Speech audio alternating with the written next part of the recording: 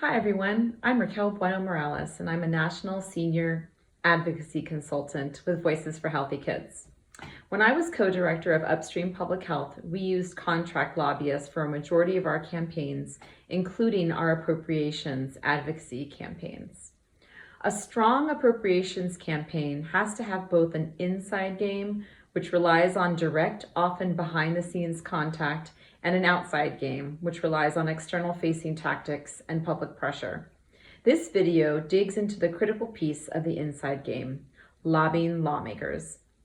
Appropriations campaigns are just a fancy way of saying you're working to secure funding for your issue, and you need to influence elected officials in your state, power brokers and decision makers in the governor's office, relevant state agencies, and members of the legislature, especially those on the budget and appropriations committees. The bottom line question is, does your organization have the organizational capacity, ability, and relationships to get to these people? And if not, who does? My answer to this question is why we worked ongoing with contract lobbyists. There are a few primary benefits to working with a contract lobbyist. 1, expertise, 2, capacity, and 3, relationships. In terms of expertise, hiring a contract lobbyist with extensive experience in the budget and appropriations processes ensures that you'll benefit from their knowledge.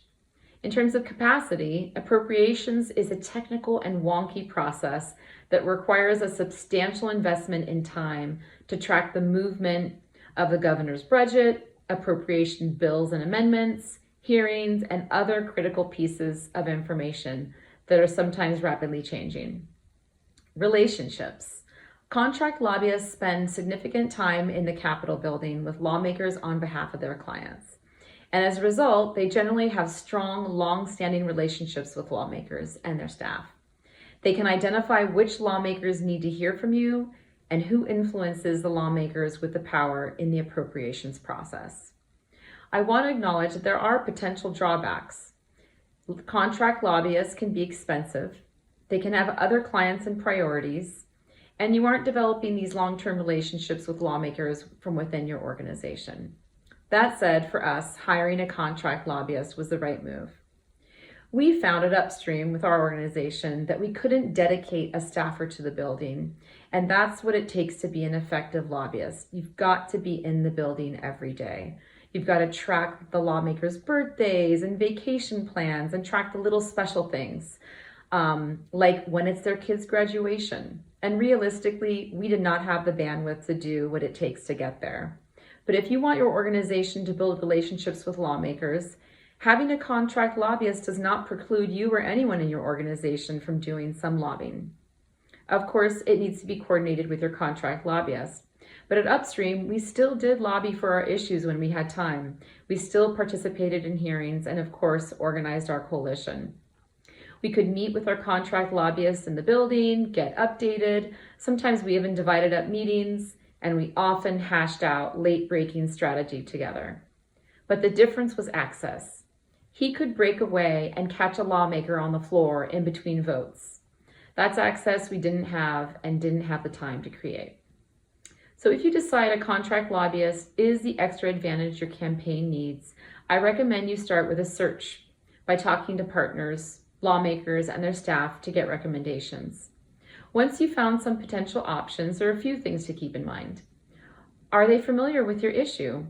Are there any potential conflicts of interest? Maybe they have clients with different goals than your organizations.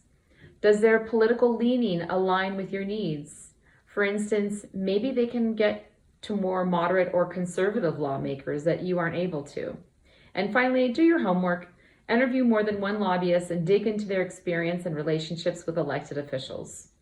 Last but not least, check references to learn about their reputation and effectiveness.